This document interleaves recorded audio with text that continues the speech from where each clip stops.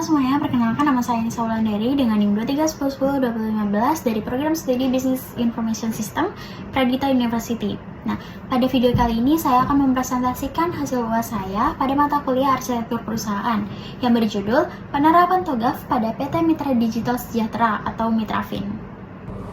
Sebelum itu, izinkan saya untuk menjelaskan sedikit background tentang Mitrafin. PT Mitra Digital Sejahtera atau yang biasa dikenal dengan Mitrafin merupakan perusahaan teknologi informasi yang berdiri sejak tahun 2017 dan berfokus pada penyediaan solusi digital serta jasa integrasi sistem. Perusahaan ini juga melayani berbagai klien dari sektor retail, korporasi, hingga perusahaan besar dengan spesialisasi pada pengembangan aplikasi berbasis web dan mobile. Mitrafin memiliki visi untuk menjadi perusahaan TI terkemuka yang mengedepankan inovasi dan kualitas dalam setiap produknya. Dalam menjalankan misi tersebut, Mitrafin terus berkomitmen untuk menciptakan layanan berkualitas tinggi yang mampu mendukung keberlanjutan mitra bisnisnya membangun kepercayaan pelanggan, serta mengoptimalkan sumber daya secara profesional. Layanan produk yang ditawarkan oleh Mitrafin ini mencakup sistem manajemen SDM atau Mitra HR System. Selanjutnya ada sistem internet perusahaan finance, Mitra Loan System, sistem akuntansi berbasis PSAK 71, Mitra Accounting System, sistem point of sale, Mitra POS, manajemen inventaris, Mitra Inventory System, hingga platform psikotes online dan sistem rekrutmen. Selain itu, perusahaan ini juga menawarkan layanan pengembangan aplikasi custom, audit TI, pemasangan jaringan, dan pembuatan situs web. Dalam mendukung operasional digitalnya, Mitrafin telah mengadopsi berbagai teknologi terkini seperti layanan cloud, GCP dan rumah web, Google Workspace, dan manajemen data digital yang modern. Bahkan, Mitrafin juga menunjukkan ketertarikannya terhadap penerapan teknologi seperti AI, machine learning, IoT, dan blockchain untuk mendukung inovasi jangka panjang. Menariknya, perusahaan ini juga terlibat dalam sektor perhotelan, seperti pada pengelolaan sistem properti Laska Hotel dan Resort Ciletuh, yang menandai ekspansi bisnisnya ke ranah pariwisata. Selanjutnya kita masuk ke preliminary phase-nya. Pada tahap ini, organisasi mendefinisikan visi, tujuan, dan ruang lingkup untuk pengembangan arsitektur. Ini juga mencakup persiapan organisasi untuk proyek arsitektur dengan mengidentifikasi persyaratan yang ada dan ketersediaan sumber daya. Tujuan utamanya untuk memastikan bahwa organisasi siap untuk memulai perjalanan arsitektur. Aspek yang pertama ada what. Objeknya itu membangun fondasi arsitektur enterprise dengan pendekatan berstruktur dan formal. Deskripsinya, saat ini Mitrafin belum menggunakan framework arsitektur formal, sistem dibangun secara ad hoc. Yang kedua ada who.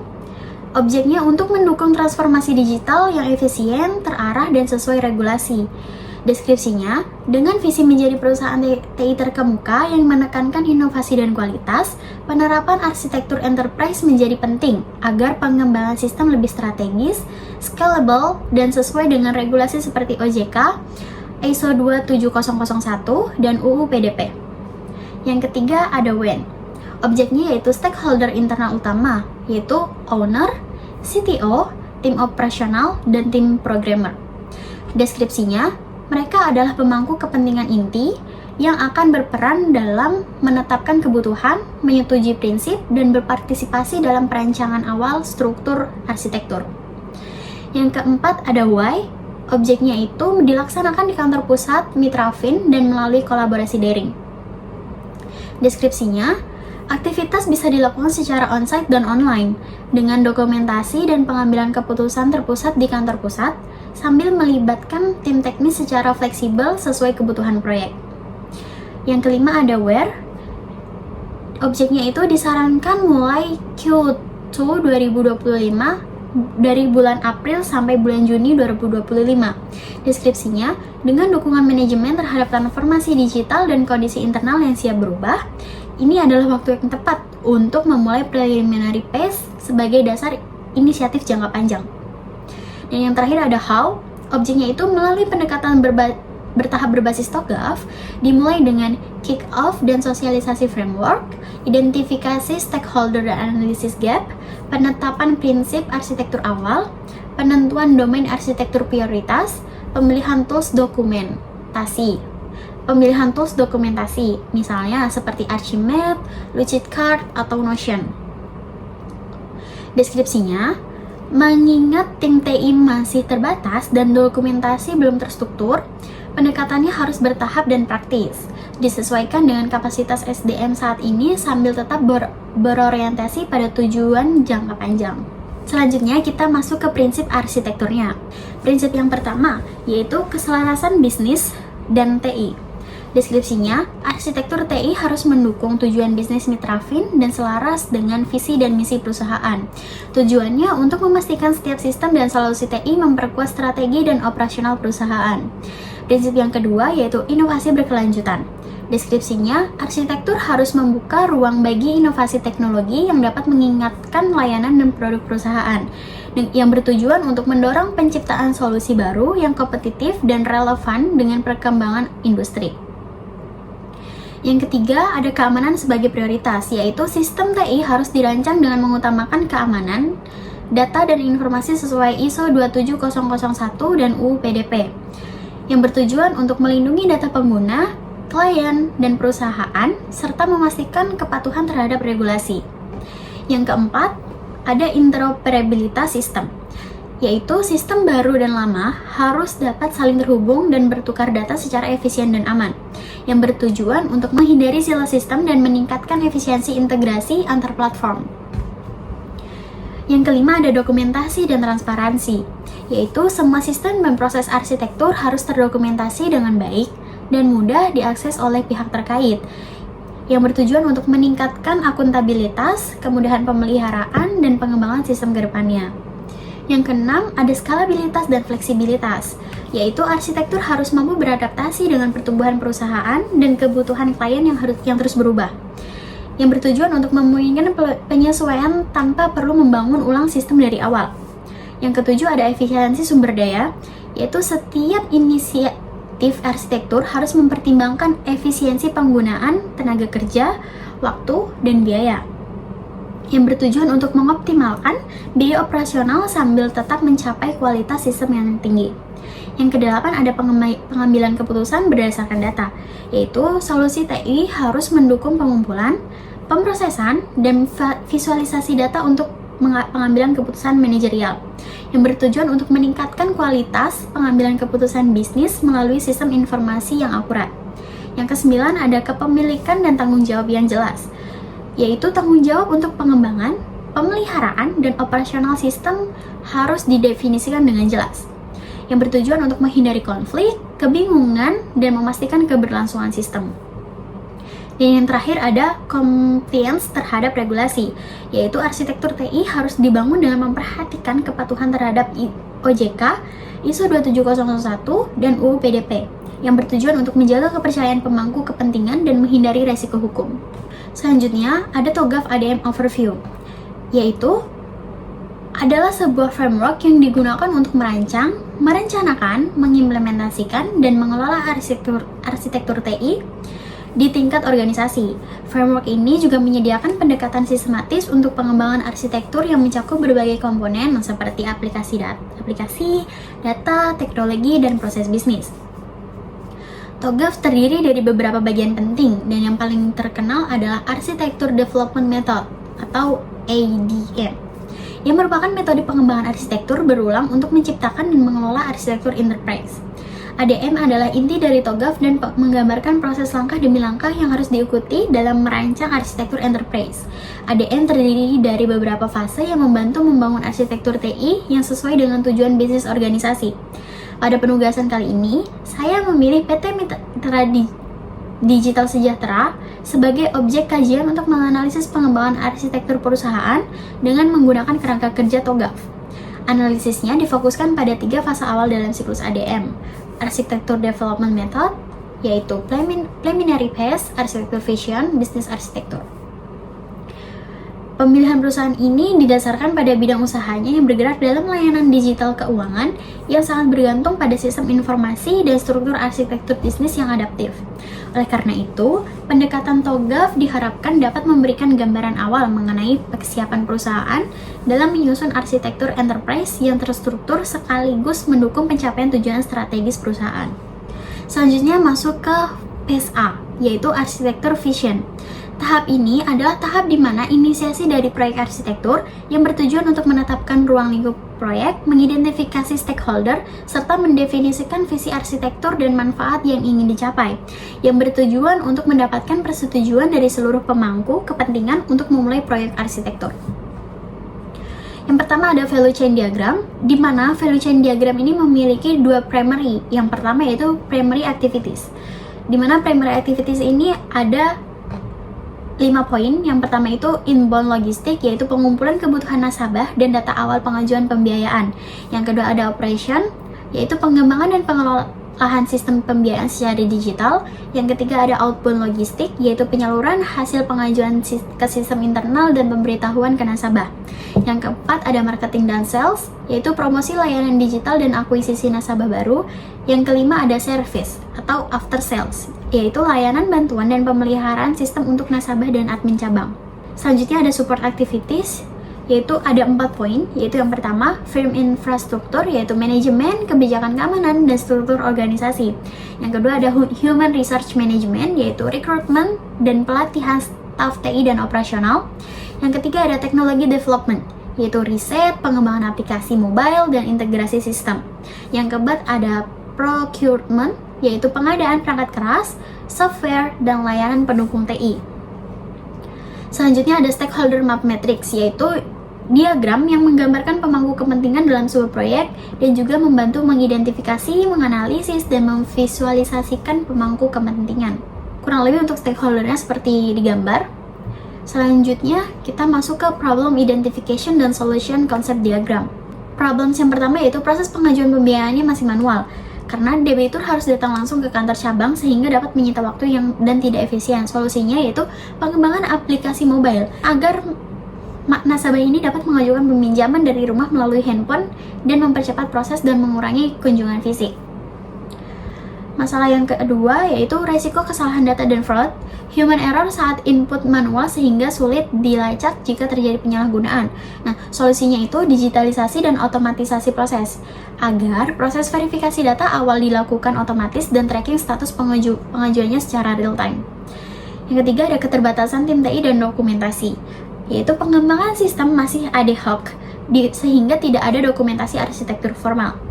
Solusinya yaitu penerapan standar arsitektur TI, mengadopsi TOGAF untuk mendokumentasi dan pengelolaan sistem yang struktur, dan menyiapkan tim TI untuk menerapkan praktik terbaik arsitektur. Dan problems yang terakhir yaitu kurangnya kenyamanan pengguna atau nasabah, yaitu belum tersedia akses digital untuk pengajuan pembiayaan. Solusinya peningkatan keamanan dan kepatuhan regulasi, atau sistem bisa mengikuti standar ISO 27001 dan UU PDP agar data nasabah lebih aman dan transparan.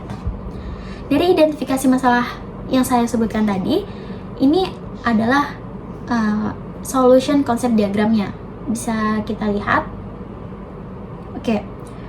Masalah utama yang dihadapi oleh PT Mitra Digital Sejahtera ini adalah belum adanya sistem digital yang memungkinkan nasabah mengajukan pembiayaan secara online. Selanjutnya masuk ke phase B, yaitu bisnis arsitektur.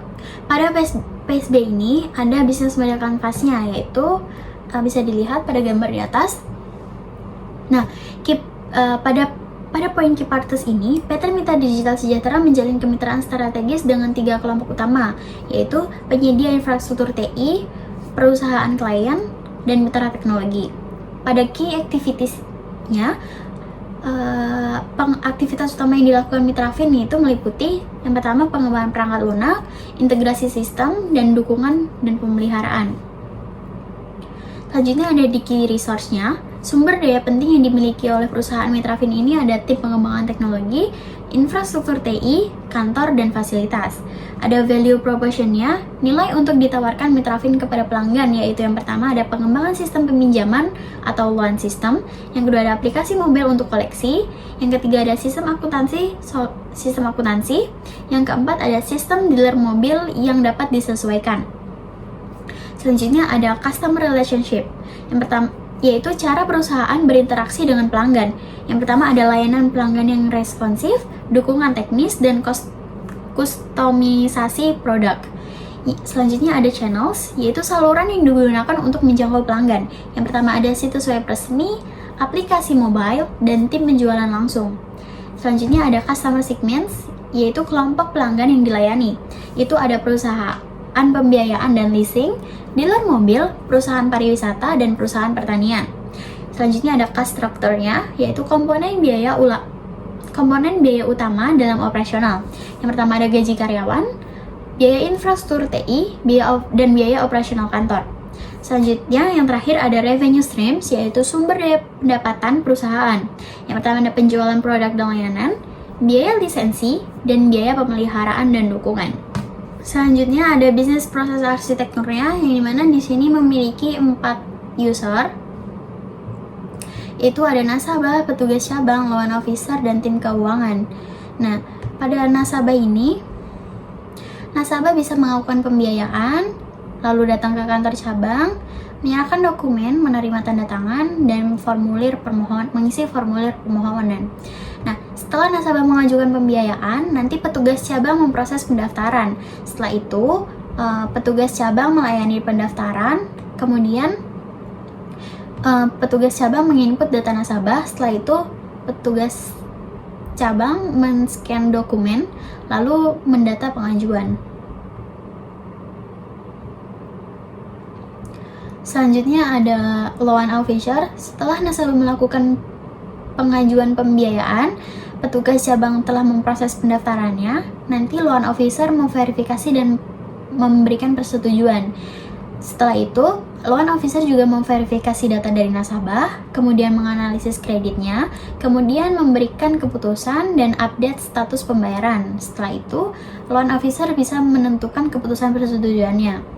Dan yang terakhir ada tim keuangannya. Setelah nasabah mengajukan pengajuan pembiayaan, petugas cabang memproses pendaftaran, loan officer memverifikasi dan persetujuan. Nah, tim keuangan ini akan mencarikan dananya. Setelah mencarikan dana, tim keuangan juga memberikan persetujuan penawaran, dan tim keuangan juga meminta tanda tangan kontrak kepada nasabah. Setelah tim keuangan meminta tanda tangan kontrak, tim keuangan akan mentransfer dana ke nasabah, kemudian tim keuangan akan mengkonfirmasi pencairan dana tersebut. Oke, kemudian kita masuk ke page yaitu Information System Architecture page. Nah, page C ini dalam TOGAF ADM berfokus pada perancangan arsitektur sistem informasi yang mendukung kebutuhan sistem organisasi. Pada tahap ini juga, perhatian utama terbagi menjadi 2 bagian besar. Yang pertama ada data arsitektur dan application arsitektur. Tujuannya adalah untuk memastikan data dan aplikasi saling terintegrasi, aman, dan benar-benar mendukung proses bisnis yang dijalankan oleh Mitrafin. Nah, pada Mitrafin Digital Solusi ini atau MDS merupakan perusahaan pengembangan sistem dan aplikasi yang melayani berbagai jenis klien dari sektor retail, corporate, hingga enterprise. Arsitektur sistem dirancang untuk mendukung fleksibilitas integrasi, deployment berbasis cloud dan mobile, serta pengelolaan modul yang dapat digunakan ulang antar proyek. DVD level 1 ini menjabarkan proses utama dan alur data yang terjadi antara sistem, pengguna, dan pihak eksternal. Yang pertama ada manajemen autentikasi. Nah, pengguna atau klien ini bisa mengakses sistem melalui proses login atau registrasi. Kemudian, data autentikasinya dikirim ke proses manajemen autentikasi yang akan memverifikasi kredensial terhadap user database atau D1. Nah, jika valid, sistem akan menghasilkan token sesi yang dikirim kembali ke pengguna untuk otorisasi layanan biaya. Untuk otorisasi layanan lainnya. Yang kedua, ada manajemen produk dan modal reusable. Yang kedua, ada manajemen produk dan modal reusable. Nah, setelah user login ini, pengguna dapat mengelola produk digital atau memilih modul fungsional yang tersedia di dalam produk dan modul repository atau D2. Nah, modul-modul ini bersifat reusable karena dapat dikonfigurasi ulang untuk berbagai proyek iklan yang berbeda.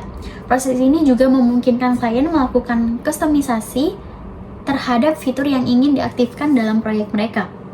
Yang ketiga, ada integrasi API eksternal. Untuk memenuhi kebutuhan klien corporate dan enterprise, sistem menyediakan kemampuan integrasi dengan sistem eksternal yang dimana klien dapat mengatur konfigurasi integrasi dan kemudian dikirim ke proses integrasi API eksternal untuk melakukan koneksi dengan external system atau APIs. Nah, data konfigurasi ini juga disimpan dalam Integration Config Store atau D3 untuk kebutuhan sinkronisasi dan validasi data. Yang keempat, ada dashboard dan monitoring proyek, yaitu proses ini menyediakan akses bagi klien untuk memantau performa proyek yang sedang berjalan. Data seperti log aktivitas, performa modul, atau laporan error diambil dari project logs atau analytics atau D4 dan ditampilkan dalam dashboard interaktif. Nah, klien ini juga bisa menerima notifikasi atau laporan periodik dari sistem ini. Yang kelima, ada cloud dan mobile deployment, yaitu setelah konfigurasi dan integrasi selesai, sistem akan membangun paket deployment yang menyesuaikan dengan platform tujuan, yaitu web, Android, atau iOS. Nah, proses ini juga memastikan bahwa aplikasi dapat langsung dideploy ke cloud platform atau disiapkan untuk distribusi mobile first sesuai kebutuhan klien. Bisa dilihat seperti gambar di atas ini ya. Nah, kemudian arsitektur sistem informasi PT Mitra Digital Sejahtera ini dirancang untuk mendukung proses digitalisasi layanan berbasis web dan mobile, terutama dalam hal pengajuan layanan atau permohonan oleh pelanggan. Sistem ini juga diawali dari form page atau front end, yaitu antar muka pengguna yang memungkinkan calon pengguna atau nasabah untuk mengisi form digital. Setelah form dibuka, proses autentikasi dilakukan untuk memastikan bahwa pengguna memiliki akses yang sah, baik melalui login maupun metode verifikasi lainnya. Setelah berhasil melewati autentikasi, data form akan dikirim ke modul form input service yang bertugas memproses dan memvalidasi informasi dari pengguna. Modul ini juga terhubung dengan API Gateway yang mengatur komunikasi antara sisi klien dan server. Server side akan mengelola proses bisnis inti dan menyiapkan data dalam database. Yang aman dan terstruktur. Data yang berhasil disimpan selanjutnya ditandai dengan permohonan masuk yang akan diteruskan ke sistem lanjutan untuk proses evaluasi dan verifikasi lebih lanjut. Di sisi ini, sistem juga terintegrasi dengan CRM system yang berfungsi sebagai sistem eksternal untuk pengelolaan data pelanggan dan sinkronisasi informasi untuk keperluan layanan pelanggan dan tindak lanjut. Nah, arsitektur ini juga menampilkan kolaborasi antara beberapa komponen sistem aplikasi, baik internal maupun eksternal, untuk memastikan layanan berjalan efektif, aman, dan terintegrasi. Desain modular dan terpisah antara front-end, back-end, serta database mendukung fleksibilitas dan skalabilitas sistem sesuai kebutuhan sistem yang dinamis. Kemudian kita masuk ke PSD, yaitu teknologi arsitektur, yang dimana arsitektur teknologi ini adalah fase keempat dalam TOGAF ADM yang berfokus pada perancangan infrastruktur teknologi organisasi. Pada tahap ini, ditentukan platform teknologi jaringan seperti operasi, database, serta solusi teknologi lain yang akan digunakan untuk mendukung operasional dan aplikasi bisnis. Tujuannya adalah untuk memastikan infrastruktur teknologi yang dibangun mampu memenuhi kebutuhan bisnis dan mendukung kinerja aplikasi serta menjaga keamanan sistem di lingkungan organisasi. Bisa dilihat pada gambar di atas ini, yang dimana arsitektur teknologi sistem ini terdiri dari beberapa lapisan utama yang saling terintegrasi untuk menunjang kinerja dalam keamanan aplikasi. Di lapisan akses, pengguna dibedakan menjadi dua jenis, yaitu pengguna umum dan administrator. Kedua jenis pengguna ini mengakses sistem melalui web browser, yang permintaannya akan diteruskan ke lapisan web server yang menggunakan Nginx sebagai reverse proxy. Web server ini juga bertugas untuk mengelola permintaan HTTP atau HTTPS dan mendistribusikannya ke server atau lingkungan cloud yang menjalankan aplikasi utama server atau cloud dan berperan sebagai pusat pemrosesan logika bisnis dan penghubung antar muka pengguna dengan sistem penyimpanan data. Aplikasi pada server akan berkomunikasi langsung dengan lapisan data yang terdiri dari 3 komponen utama, yaitu data pelanggan, data perusahaan, dan data pihak ketiga. Nah, semua data ini dikelola dalam satu sistem terpusat yang terhubung langsung ke Database Management System atau DBMS. DBMS ini bertanggung jawab menyimpan, mengelola, dan mengamankan data secara struktural dan terorganisir. Nah, seluruh arsitektur ini dirancang untuk memastikan efisiensi, kecepatan, dan keamanan dalam pengelolaan data dan interaksi pengguna. Dengan pemisahan yang jelas antara fungsi akses pemrosesan dan penyimpanan data, sistem ini mampu menyediakan layanan yang scalable serta mudah dipelihara. Nah, teknologi seperti Nginx, Cloud Server, dan DBMS menjadi fondasi utama dalam infrastruktur ini. Bisa dilihat pada gambarnya seperti yang sudah saya jelaskan tadi dan sudah saya bacakan satu persatu dari ketiga pas ini. Kemudian kita lanjut ke PAS yang E, yaitu teknologi arsitektur, yang dimana dalam perancangan enterprise arsitektur ini fokus utamanya adalah merumuskan solusi bisnis yang sejalan dengan tujuan yang telah ditetapkan sebelumnya. Dalam menganalisis dan menentukan implementasi aplikasi yang tepat, dapat digunakan metode seperti analisis SWOT, matrix gap analysis, dan serta pembuatan roadmap perancangan arsitektur. Nah, bisa dilihat pada gambar SWOT analisisnya, yang dimana setelah ini terdapat akses multi saluran, arsitektur cloud native, desain microservice, sistem CI or CD monitoring, dan skalabilitas tinggi. Yang kedua ada weakness-nya, yaitu arsitektur kompleks, biaya infrastruktur yang tinggi, ketergantungan pihak ketiga, butuh SDM yang lebih terampil, dan kompleksitas integrasi. Selanjutnya ada opportunities-nya, yaitu product white label, kemitraan fintech, AI dan analitik data, ekspansi pasar, dan transformasi digital. Yang terakhir ada threats-nya, yaitu kepatuhan regulasi, ancaman keamanan cyber, perubahan teknologi, kompetisi pasar, dan kesiapan mitra. Nah, bisa dilihat pada gambar di sini ada strategi roadmap-nya dari Mitrafin Digital Financing System. Nah, tahun pertama ini adalah foundation phase-nya, yang dimana membangun fondasi teknologi melalui penerapan cloud native infrastruktur, pengembangan platform akses multi-kanal atau web dan mobile, serta pembangunan core microservice yang modular. Tahap pertama ini juga mencakup integrasi awal dengan API eksternal seperti eKTP dan Slick OJK, dan pengamanan sistem lewat API Gateway, serta sistem onboarding mitra untuk mendukung kolaborasi strategis di masa depan. Nah, untuk tahun kedua ini expansion phase, yang dimana Mitrafin mulai memperluas kapasitas dengan integrasi sistem pembayaran dashboard, analitik dasar, dan pengembangan modul pelaporan. Inovasi ini ditingkatkan melalui pembangunan AI Credit Scoring Engine, framework product white label, serta pipeline machine learning untuk mendukung personalisasi dan otomasi keputusan.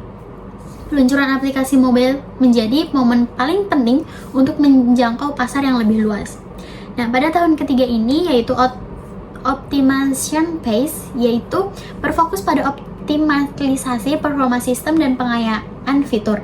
Nah, diperkenalkannya fitur analitik lanjutan, sistem deteksi penipuan berbasis AI, serta marketplace ekosistem digital untuk memperluas nilai tambahan layanan. Nah, otomatisasi kontrak digital juga dikembangkan untuk meningkatkan efisiensi, akurasi, dan pengalaman pengguna dalam pengelolaan dokumen hukum dan pembiayaan.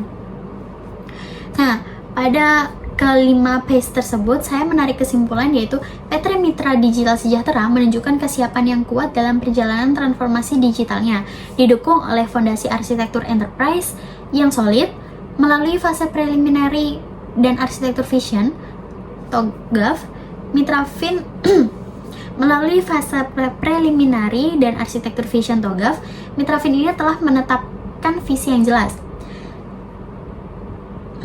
prinsip arsitektur yang kuat seperti kelarasan bisnis dan TI, inovasi berkelanjutan dan keamanan sistem prioritas, serta mengidentifikasi masalah inti dan konsep solusinya. Nah, komitmen terhadap digitalisasi proses manual ini dan kepatuhan regulasi OJK, ISO 2701, serta UU PDP semakin memperkuat posisi Mitrafin untuk membangun sistem yang lebih efisien dan terpercaya. Nah, dalam pengembangan arsitektur bisnis dan sistem informasinya, Mitrafin juga menerapkan strategi yang komprehensif, yaitu analisis bisnis model kanvas mempertegas fokus perusahaan pada solusi digital finansial, sementara bisnis proses arsitekturnya menunjukkan integrasi aktivitas kunci yang lebih mulus. Nah, pada fase information system arsitektur ini, desain modular di DFD level 1 yang memisahkan front end, back end, dan basis data, serta penggunaan teknologi modern seperti cloud server dan NGINX menjamin skalabilitas, keamanan sistem.